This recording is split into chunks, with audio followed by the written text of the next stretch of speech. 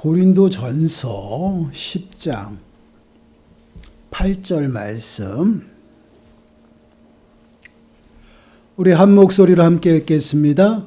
그들 중에 어떤 사람들이 음행하다가 하루에 23,000명이라 죽었나니 우리는 그들과 같이 음행하지 말자. 아멘. 오늘은 이제 음행에 관한 교훈의 말씀입니다. 사도 바울은 구약의 이스라엘 역사를 통해서 음행하는 자들이 어떠한 결과를 맞이하게 되었는지를 오늘 말씀을 통해서 우리들에게 말씀을 하고 있어요. 말씀을 통해서 음행이 무엇인지를 좀 깨닫는 시간이 되시고 우리의 삶의 모습을 말씀으로 좀 살피고 점검하시기 바라요. 그래서 정말 우리가 나도 모르게 음행 가운데 우리가 놓여 있다라면 그 음행에서 벗어나 하나님 앞에 더욱더 가까이 나아가는 이 시간이 되시고 정말 다시 오시겠다라고 약속하신 신랑 되신 예수 그리스도를 온전히 준비하고 또한 바라보며 살아가는 저와 여러분들이 되시길 간절히 축원합니다. 본문 말씀을 다시 한번 보시면 그들 중에 어떤 사람들이 음행하다가 하루에 23,000명이 죽었나니 우리는 그들과 같이 음행하지 말자. 음행에서 죽었으니 너희도 음행 때문에 죽지 아니하도록 음행하지 말자. 한마디로 말하면 이런 말씀이죠. 어떤 사람들이라는 것은 이스라엘 그 줄 중에 음행하는 사람들이 있었다. 하루에 그로 인해서 23,000명이 죽은 사건이 있었다라는 것이, 이 사건은요, 부월에서 생긴 사건입니다. 민수기서 25장 1절에서 3절 말씀을 보시면 이스라엘이 시딤에 머물러 있더니 그 백성이 모압 여자들과 음행하기를 시작하니라. 그 여자들이 자기 신들에게 제사할 때에 이스라엘 백성을 청함에 백성이 먹고 그들의 신들에게 절함으로 이스라엘이 바알부올에게 가담한지라 여호와께서 이스라엘에게 진노하시니라. 이스라엘 백성들이 이제 모압을 지날 때 사건입니다. 그곳에 있는 모압 여인들에게 반해버려요. 첫눈에 반해버리는 거죠. 우리 소위 오늘날 말로 말하면요. 그 여인들에게 현혹되어 그 여인들에게 가서 음행을 저지르게 됩니다. 그런데 그 음행 사건이 거기서 멈춘 것이 아니에요. 바알부올 우상 숭배하는 사건까지 진행이 됐어요. 그래서 바알부올을 섬기는 그 행위로 인해서 하나님의 진노가 임하게 됩니다. 하나님께서 이스라엘 백성들이 모압 여인들과 음란에 빠져서 바알부올을 섬기자 그냥 내버려 두시잖아요. 심판하셨어요. 연병이 그들에게 임해서 23,000명이 죽는 사건이에요. 민수기서 25장 8절과 9절 말씀을 보시면 그 이스라엘 남자를 따라 그의 막사에 들어가 이스라엘 남자와 그 여인의 배를 꿰뚫어서 두 사람을 죽이니 연병이 이스라엘 자손에게 그쳤더라. 그 연병으로 죽은 자가 24,000명이었더라. 하나님의 진노로 연병이 임해서 끊임없이 이스라엘 백성이 고통 가운데 있어요. 그래서 그 연병을 그치게 하는 것이 무엇이냐면 모압 여인에게 음행하는 그 자를 쫓아가 죽이는 것이에요. 죽였어요. 죽였더니 연병이 그쳤더라. 이스라엘의 음행과 함께 우상숭배에 가담한 죄로 인해서요, 하나님께서 이스라엘 백성들에게 연병을 내리고 그 연병으로 죽은 인원이 24,000명이 죽었다 말씀을 하고 있죠. 그렇습니다. 이러한 이스라엘의 음행의 사건은요, 단순히 이스라엘에만 국한된 것이 아니에요. 그 사건을 말하고 있으면 고린도 교회, 그 교회 안에서도요, 그러한 음행의 일들이 나타나고 있다라는 것입니다. 그 당시 고린도 지역은 아주 우상 신전들이 많았던 곳이에요. 그러다 보니 종교적인 매춘이 성행했던 그러한 모습입니다. 특히 이제 미의 여신이라는 우상을 섬겼어요. 그래서 그 예배 의식 가운데는 어떠한 모습이 있냐면 이스라엘이 바알부올을 섬길 때 행했던 그 종교적인 매춘 행위, 그러한 모습과 동일한 모습이 재현되었다라는 것이에요. 그런데 이러한 모습들 가운데 빠져있던 그러한 자들이 예수 그리스도를 믿고 거듭났음에도 불구하고 그렇게 거기서 벗어나지 못한다라는 것이에요.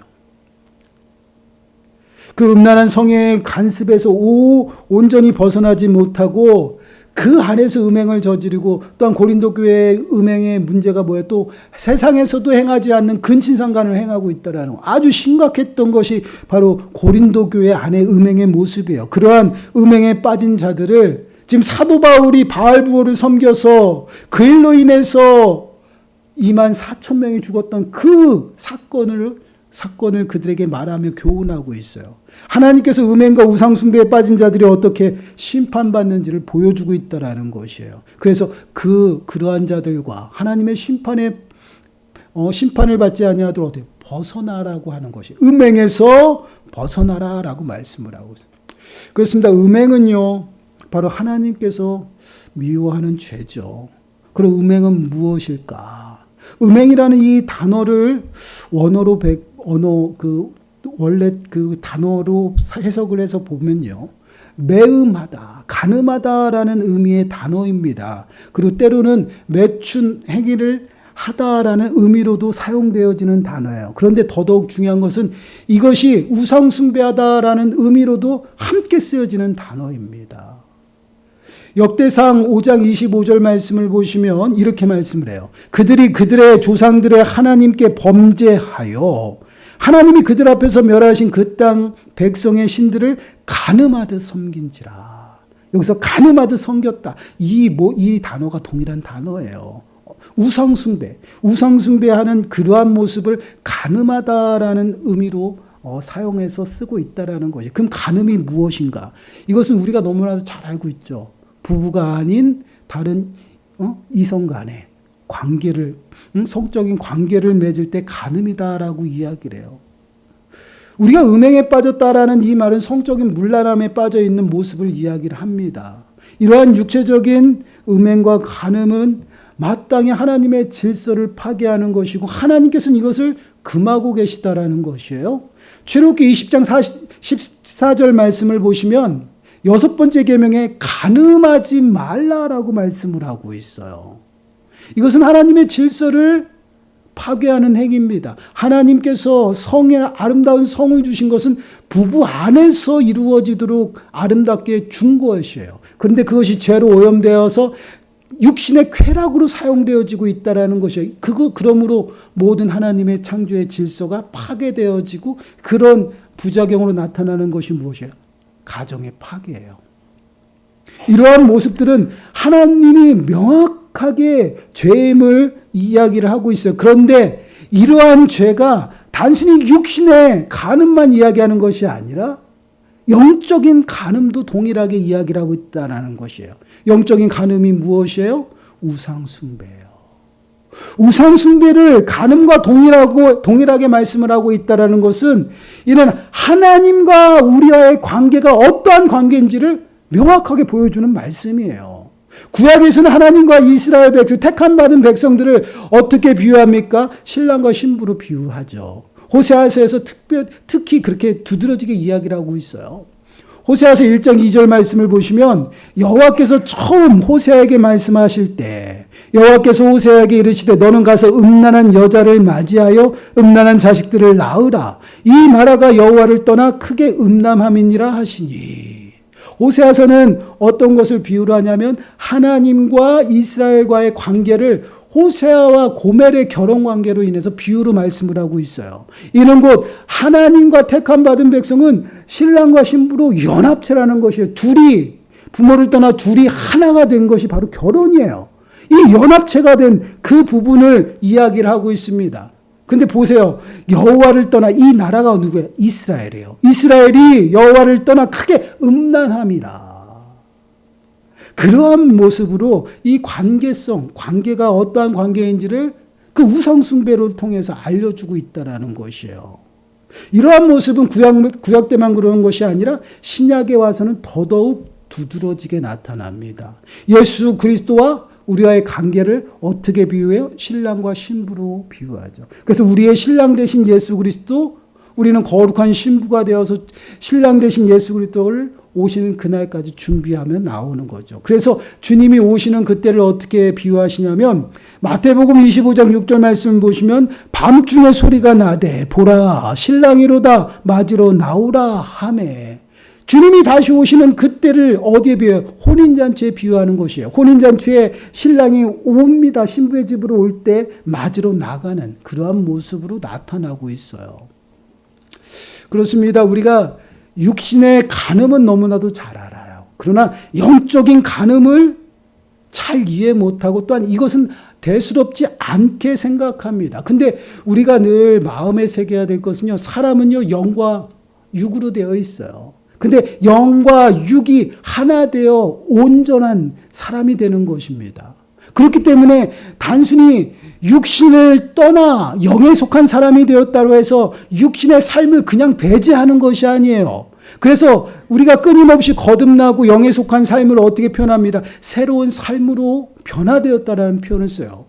예전에는 어둠 가운데 불의를 행하고 죄를 범한 그러한 추악한 모습 가운데 살았던 그러한 삶의 모습이 성령의 인도하심을 통해서 이제 새롭게 빛에 임하여 그 빛 가운데 살아가는 그러한 삶의 모습으로 바뀌었다는, 그래서 성령의 열매를 거두며 더 나아가서는 사랑을 실천하며 살아가는 것이에요. 이것이 바뀐 삶의 모습이지 영에 속하고 육에 속했으니 육신의 삶과 영의 삶을 분리해서 말하는 그런 것이 아니다라는 것이에요. 우리들의 삶이 예수 그리스도로 말미암아 구원받고 성령의 거듭남을 입었으면 그 삶이 우리들의 육신의 삶 속에서 나타난다라는 것이에요. 그러한 모습을 이야기를 하는 것이에요. 그래서 우리가 예수 그리스도를 만나고 의롭다 칭함을 받는 그 순간부터 이제 어떠한 삶을 성결한 삶을 살아가는 것이에요. 그래서 이 성결한 삶을 제가 어떻게 비유를 했냐면 그 히브리인들의 그 혼인잔치, 결혼의 문화에 대해서 설명했어요. 그들은 결혼을 하기 위해서는 약혼을 먼저 해요.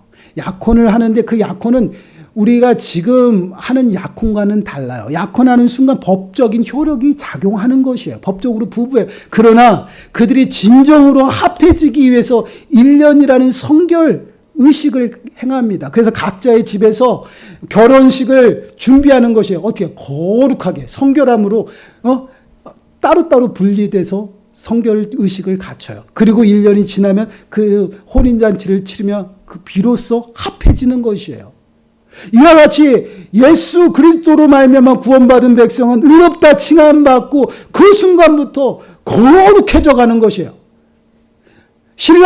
신랑을 맞이하기 위해서, 신부를 맞이하기 위해서 거룩하게 준비하는 그 혼인잔치와 동일한 것이에요. 그래서 주님이 오시는 그때까지 우리는 거룩해져 가는 것이에요. 그동안 다른 사람을 만나서 합하거나 다른 사람에게 마음을 빼앗기고 그러한 모습 가운데 빠지면 간음죄에 해당이 돼요. 그러면 잡아다가 돌로 쳐서 죽이는 것이에요.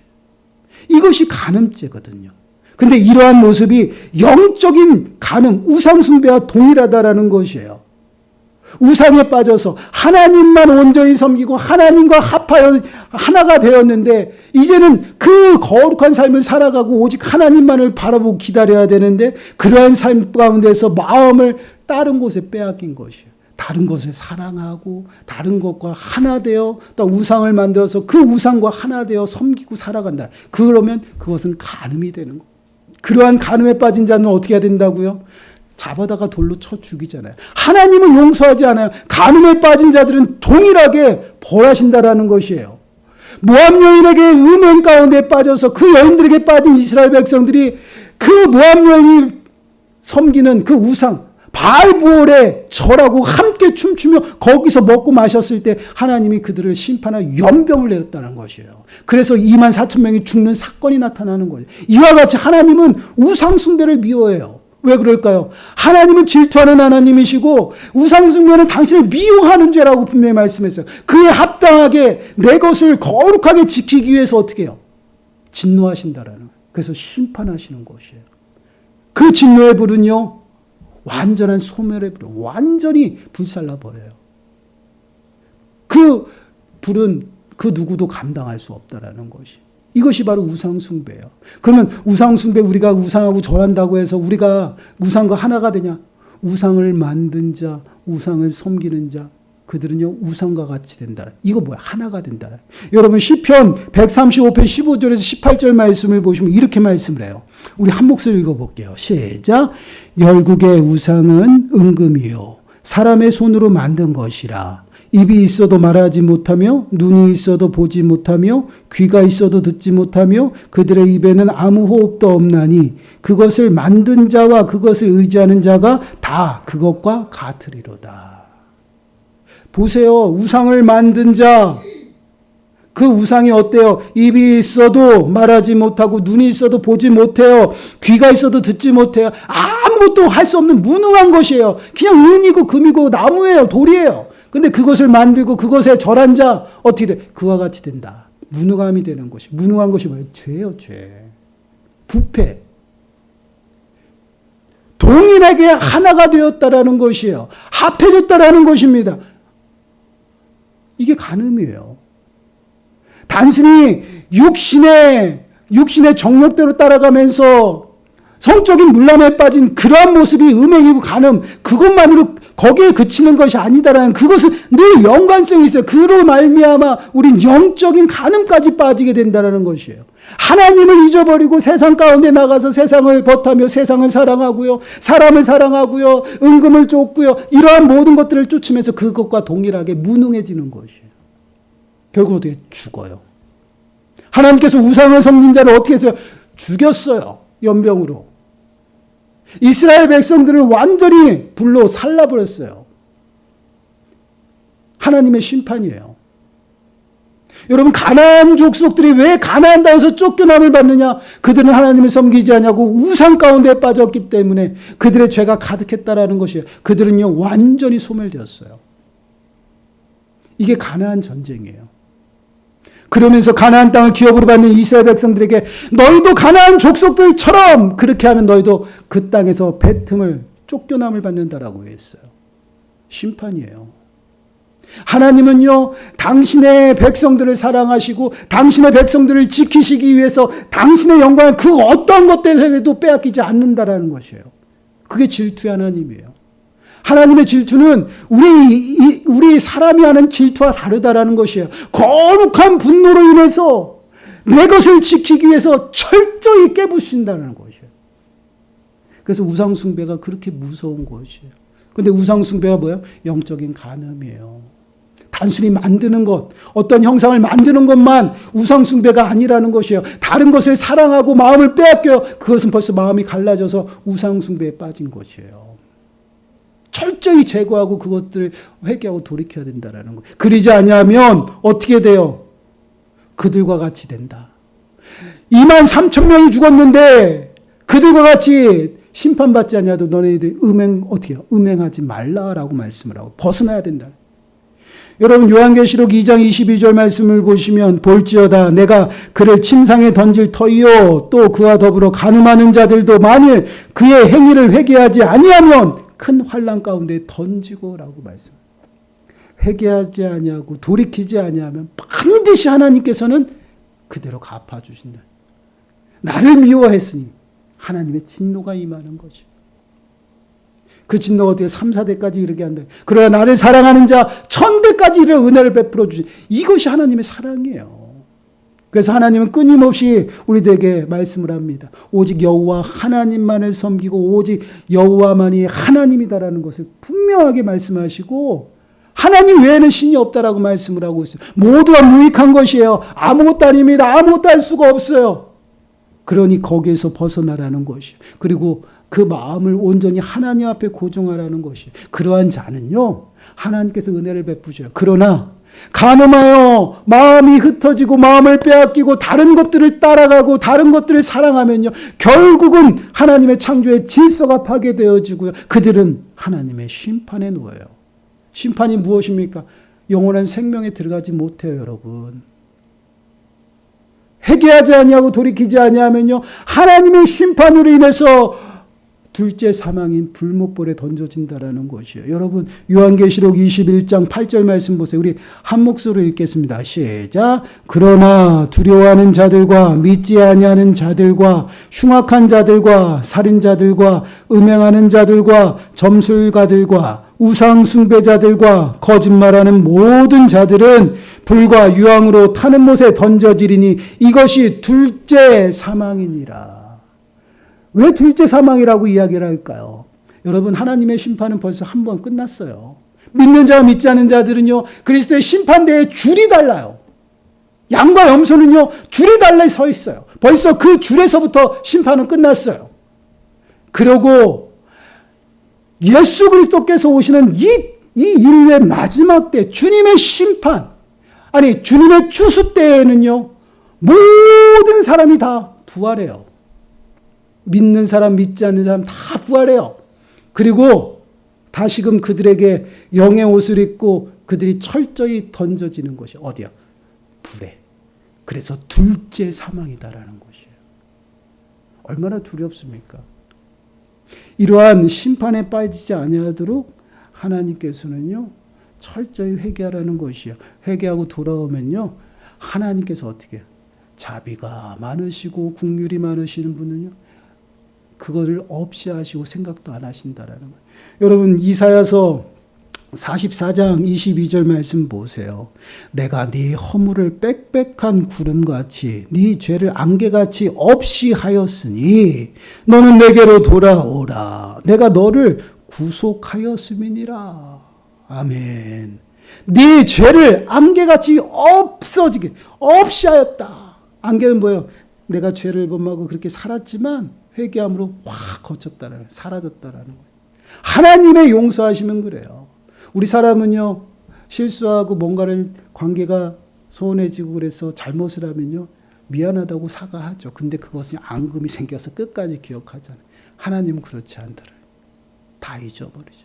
어떠한 주홍같이 붉을지라도, 진홍같이 붉을지라도, 하나님 앞에 회개하면요, 안개가 사라지듯이 싹 사라져요. 기억도 하지 않는 그러한 분이에요. 왜 그럴까? 하나님은요 자비하신 하나님이시고 긍휼이 많으신 하나님이. 그래서 끊임없이 우리에게 촉구하는 돌아와라.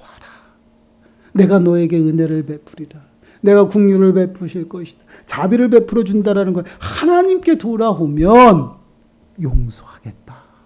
여러분 이사야서 55장 7절 말씀 함께 읽어보겠습니다. 시작. 악인은 그의 길을, 불의한 자는 그의 생각을 버리고 여호와께로 돌아오라. 그리하면 그가 긍휼히 여기시리라. 우리 하나님께로 돌아오라. 그가 너그럽게 용서하시리라. 아멘. 너그럽게 용서하신다. 하나님은 자비로우시고 긍휼이 많으셔서 어떠한 것이라도 하나님 앞에 자복하고 용서를 구하면 너그럽게 용서해 주신다. 그러한 삶의 모습, 이제 어떻게 하나님의 은혜의 자리에 살아가는 것이에요. 사랑하는 여러분, 우리는요 너무나도 연약해서 하나님을 배반할 때가 너무나도 많아요. 하나님 말씀대로 살아가고 하나님을 예배한다고 하지만 때로는 눈에 보이는 것이 더 어떻게 해요? 급해요. 그러다 보니 내 눈앞에 보이는 여러 가지 환경 또한 그 문제, 그것으로 인해서 마음이 갈라지고 하나님보다는 당장 해결되어지는 모든 그러한 부분들 또한 그것들을 따르고 그것들을 의지할 때가 많죠. 근데 그러한 모습들이요, 우리는 아무 대수롭지 않게 생각을 하나 이러한 것이 바로 우상숭배라는 것이에요. 왜요? 하나님을 의지하지 아니하고 다른 것을 의지하고 또한 하나님을 사랑하기보다는 다른 것을 더 쫓는 그러한 모습이 바로 우상이에요. 그러한 우상 가운데 빠진 자들은요, 우상과 같이 되는 것이에요. 이것은 하나님의 진리예요. 우리가 물질을 끊임없이 쫓아 그것을 사랑하면요, 물질과 같이 되는 것이에요. 우리가 다른 그 세상의 여러 가지 향락에 취해서 살아가면 그 향락에 취해서 산 그 향락처럼 동일하게 아무것도 아니고 추잡하고 추악한 모습으로 살아가는. 이것이 이제 우리들의 삶의 모습이에요. 그래서 하나님은 끊임없이 어떻게 해요? 간음하지 말라. 또한 음행하지 말라. 그리고 돌이키라는 것이 어떻게 해요? 하나님 앞에 돌아오라. 하나님만을 살아가라. 호세아가 끊임없이 간음한 고멜을 기다리고 또 기다려서 용서해 주었던 것처럼 하나님은 이스라엘 백성들의 끊임없는 배반과 또한 그 배신 속에서 그 불순종 속에서 용서하시고 또 용서해서 끝까지 하나님의 약속을 이루시는 것을 보게 돼요. 오늘날에도 동일합니다. 하나님은요, 우리를 너무나도 사랑하시고 우리를 택하여 부르셨어요. 절대 포기하지 않아요. 그래서 끊임없이 하나님께서는 우리를 채찍하며 돌아오게끔 하시죠. 그래서 돌아오면 너그럽게 용서하시고 다시 품으셔요. 우리가 또 넘어지고 쓰러지면 다시 세워주고, 그래서 끝까지 하나님께서는 우리를 구원에 이르도록 만들어주셔요. 이것이 우리 인생의 삶의 모습이에요. 그래서 우리는요, 우리가 누구인지를 정확하게 깨달아야 됩니다. 우리는 거룩한 하나님의 소유고요, 거룩한 예수 그리스도의 거룩한 신부라는 것이에요. 그래서 예수 그리스도, 신랑 되신 예수 그리스도께서 오시는 그때까지 어때요? 거룩한 삶을 준비하며 살아가는 것이에요. 주님이 오시는 그때에 영화로운 몸으로 부활하여 그 구원에 이르는 그때까지, 혼인잔치에 들어가는 그때까지 우리는 성결한 모습으로 주님의 오심, 신랑의 오심을 기다리며 살아가는 것이에요. 그러한 삶 가운데 온전히 하나님을 섬기고 말씀 앞에 순종하며 하나님만을 사랑하며 살아가, 그러한 삶을 살아갈 때요, 주님이 그에 합당하게 환경을 붙드시고 은혜를 베풀어 주시고, 그러한 삶이 바로 성도들의 삶의 모습입니다. 그러한 삶을 살아가도록 우리를 부르셨어요. 우리의 삶을 좀 돌아보시기 바라요. 말씀으로 진단해 보시고, 우리는 간음, 음행, 그러면 육체적인 그런 것들을 많이 생각을 합니다. 그러다 보니 나는 간음하지 않았어, 나는 음행하지 않았어, 그런 모습들을 많이 고백해요. 그러나 우리들의 영적인 신앙의 모습을 진단하셔야 돼요. 우리는 얼마나 하나님 앞에 내 마음을 쏟아붓고 있는지, 하나님을 사랑하고 있는지, 정말 하나님을 사랑한다라면 말씀 앞에 얼마나 순종하며 살아가는지, 내가 말씀 위에 굳게 서 있는지, 정말 하나님을 의지하며 살아가는지, 하나님을 찬양하며 하나님 앞에 예배하고 있는지 우리는 점검해야 된다라는 것이에요. 이러한 모습들이 하나님 앞에 나가고 하나님 앞에 고정되지 아니하였다라면 우리는 다 간음죄에 빠져 있다라는 거예요. 우상 가운데 빠져서 결국은 하나님의 진노가 우리들의 삶 가운데 임할 수밖에 없다라는 것이에요. 그러나 미련하고 어리석은 그러한 모습에서 벗어나시라는 것이에요. 그래서요, 정말 영적으로 깨어서 하나님 앞에 우리의 마음을 고정하시고 하나님을 사랑하시고 정말 하나님만을 예배함으로 정말 이 땅에 다시 오마라고 약속했던 그 예수 그리스도, 우리의 신랑 되신 예수 그리스도를 온전히 준비하며 이 땅 가운데서 우리의 믿음의 주가 되신 그 주님 앞에 온전히 삶을 굳게 세우고 믿음으로 살아가는 저와 여러분들이 되시길 간절히 축원합니다.